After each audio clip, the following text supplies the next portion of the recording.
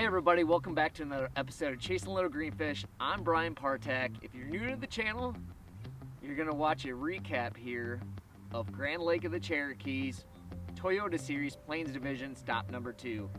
Stay tuned.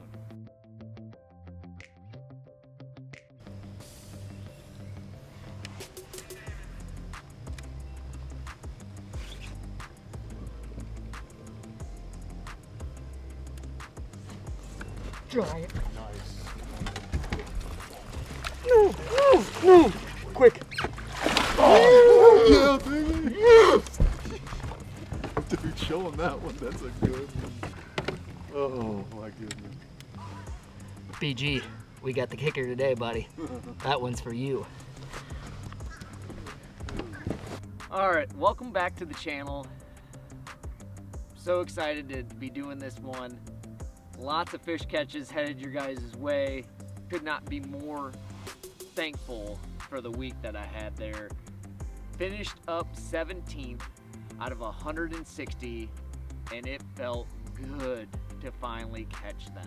Finally catch a limit 2 days in a row after all the heartaches of last year and the ups and downs, and not even catching a limit last year in a single event on a single day.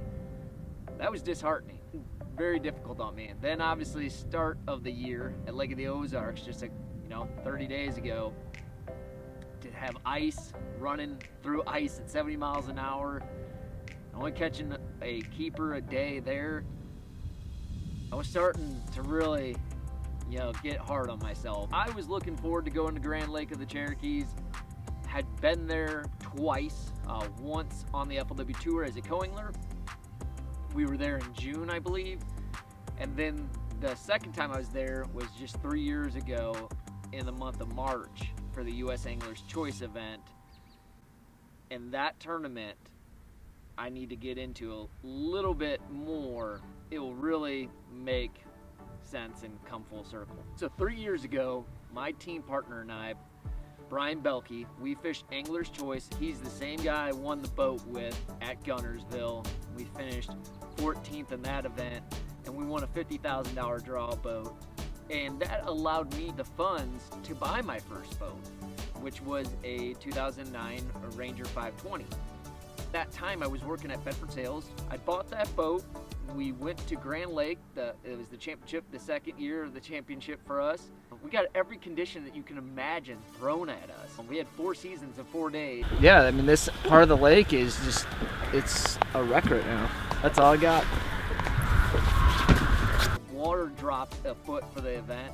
Didn't adjust. In practice, we caught some really nice fish. And the fish at that time in the month of March, they were starting to transition. They were starting to come in.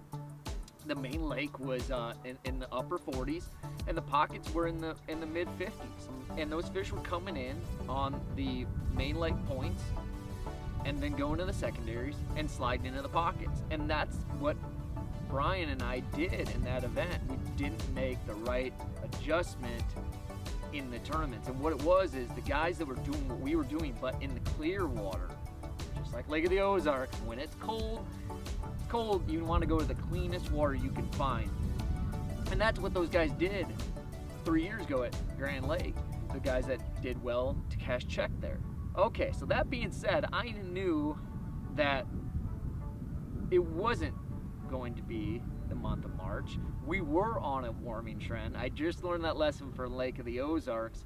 So I really was starting to feel really good about my odds of doing well at Grand Lake, just because of that history that I'd had there 3 years prior. So first day of practice, fished the mid to lower end of the lake, ran the back of a major creek arm, and started making that transition. I started fishing the main lake points, going to the secondaries, going to the pockets. And at the end of the first day, I covered a lot of water in that creek. I realized those fish were halfway back. They were on the most dominant secondary point in those pockets. That's what those fish were stopping on. And I was catching them on a DT6, and I was catching them on a chatterbait. I caught them on a white jackhammer, and I also caught them on a black and blue jacket. And I was throwing that on a Dobbins 735 CB glass. If you've not seen this new rod from Dobbins, epic. I mean, it is an awesome chatterbait rod. If you're in the market for one, definitely check it out. It loads up extremely well.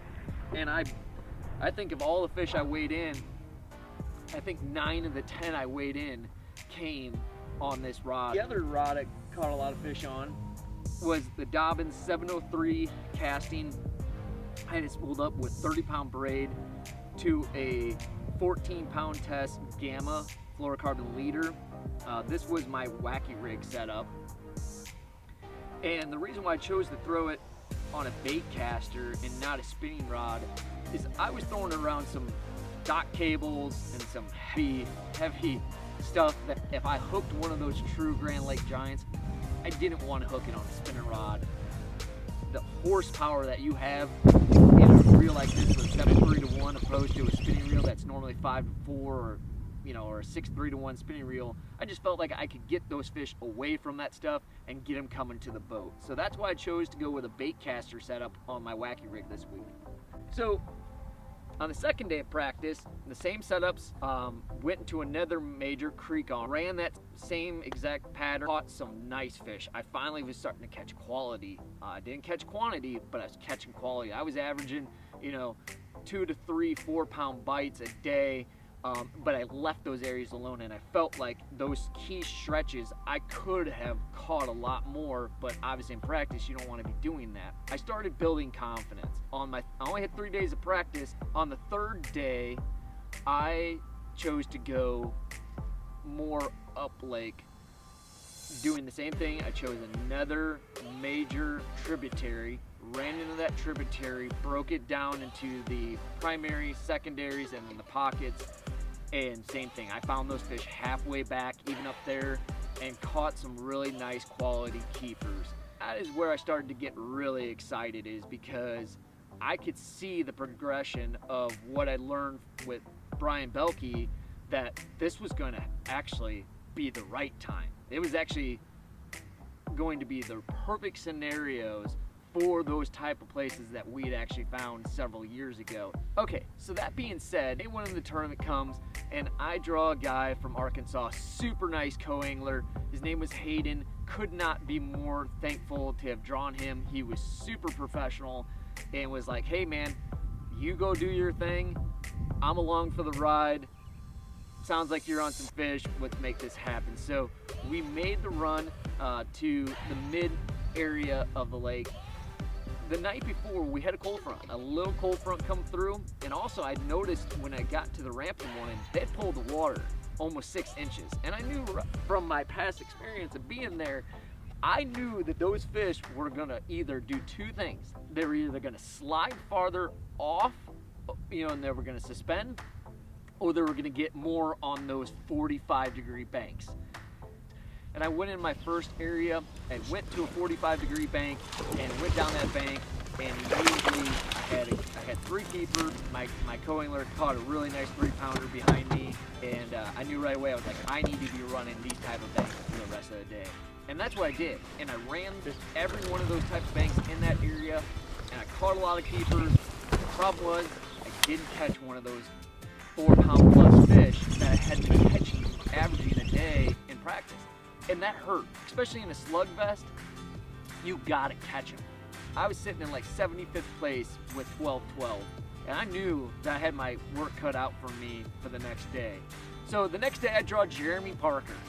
And if you are new to the channel, Jeremy Parker is the guy who won Darnell last year as a co-angler. If you're not new to the channel, you'll know that I drew Jeremy Parker last year, and I felt horrible because he had a perfect season going, and I drew him at Lake of the Ozarks, and I was like on nothing. And I felt so bad, and Jeremy zeroed, and I did everything I possibly could to try to help him out. So when I saw on my phone from MLF, my text message, that I drew Jeremy Parker for day 2, I was ecstatic. I was jacked up because I know he's an awesome person. We got along great. He's from Illinois. He's a very good fisherman, but overall, he's super positive.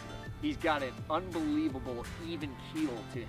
And in this sport, you absolutely have to have that. Obviously, Day 2, we're sitting there in the boat. I told him what I did the day before, and I said, Jeremy, I'm gonna throw an audible. I'm gonna go run a ton of history. I'm gonna stop. The first spot we're gonna go to is a spot we did practice. My girlfriend Anna, who traveled with me this week, who I cannot say thank you enough to. She's been fantastic.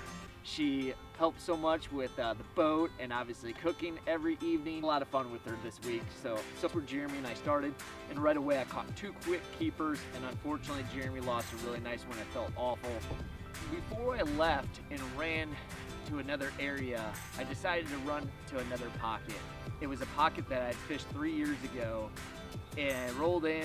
Having that live scope on the front of this boat was huge. I pulled up on this transition bank, the 45-degree bank, and I could see them. I could see these fish. They were right off the lip.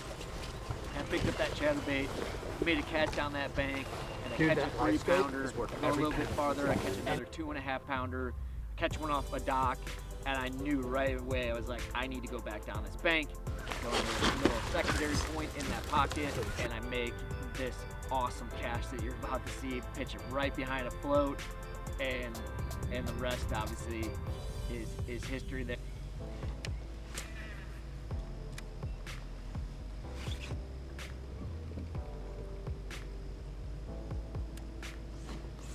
Giant. Nice. Quick. Oh, yeah, baby.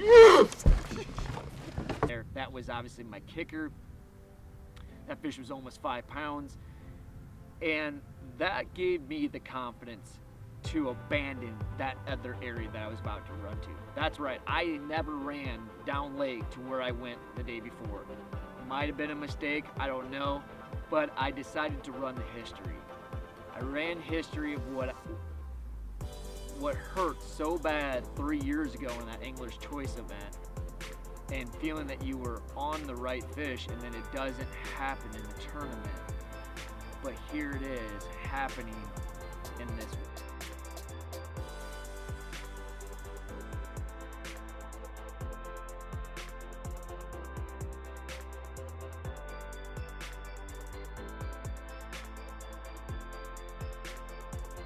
And there's the experience, right? The experience is what you get when you don't get what you want. At that time, it hurt really bad. But 3 years later, I had no idea that I was about to catch 18 pounds in a Toyota Series event, make up some heck of a ground, get my first check from the front of the boat at that level. I can't tell you how good that feels. I cannot tell you how good all that hard work that those fish don't know you're doing, and the behind the scenes that a lot of people don't know you're doing, for finally all to come together. It's awesome. That's why we chase little greenfish, for those moments. And I cannot do it without the support system that I have from Lucas Oil Marine Products, believing in me, giving the opportunity for me to go out here now for my 2nd season. Cannot say thank you enough to them. And if you've never tried Lucas Oil Marine Products before, you should definitely give them a shot. They're a high performance, premium product. You'll be happy that you gave it a try, whether it was Slick Mist, the injector cleaner, Safeguard. Definitely look at their products, and I think you'll find one that meets your needs. Ben Green Insurance Agency, as many of you may not know, I'm also an insurance agent. I work with my brother Ben and my cousin Kevin Segalito, and we are licensed in 18 states, and we insure fishermen. That's all that we do. So if you're a fisherman out there and you're looking for an insurance agent, consider us. We'd be more than happy to look at what you have, whether it's boat, home, auto, small business. If you already have an agent and you're happy, hey, stay where you're at. But if you ever have any questions, never hesitate to reach out to us. We'll be more than happy to point you in the right direction. Bedford Sales on West Route 6. New owners are Randy and Jenny Miller. They had just recently purchased Bedford Sales, and I could not have fished this event without them. I say that because I'm in a borrowed boat. I sold my boat the week before this event, and Randy and Jenny Miller let me borrow this Phoenix 921 Elite. And if you're in the market for a new bass boat, definitely put the Phoenix on your list of boats to check out. This boat is very spacious, has a lot of storage in it, 50 gallons of gasoline, it's fast, it's smooth. It is definitely a boat that if you're a tournament angler, you should definitely give it a look. I think you'll be happy that you did. The other ironic thing is, on the way home, I realized that my best finishes have been in a borrowed boat. When I won Lake Oahe for the Federation, I was in a borrowed boat. When I won Pool 13 for a Federation event, I was in a borrowed boat. And then obviously, my best finish I've had on the Toyota Series, I was in a borrowed boat. So I might have to stick with the borrowed boat theory more often. But in all seriousness though, I just cannot say thank you enough to my support system. When you're down and you're struggling, that's when your mind gets really hard on yourself and the doubts start coming in. Only thing I can tell you, just keep fishing. I know it sounds cliche, just keep fishing. Make those adjustments, keep good notes, see, do a lot of self-reflection. I can tell you, watching video, it's really helped see where I'm making my mistakes. It's been a heck of a journey. We're now going to Lake Darnell. Had a little experience there. Looking forward to it. On to the next one. Chasing Little Green Fish continues. Keep chasing. Stay tuned.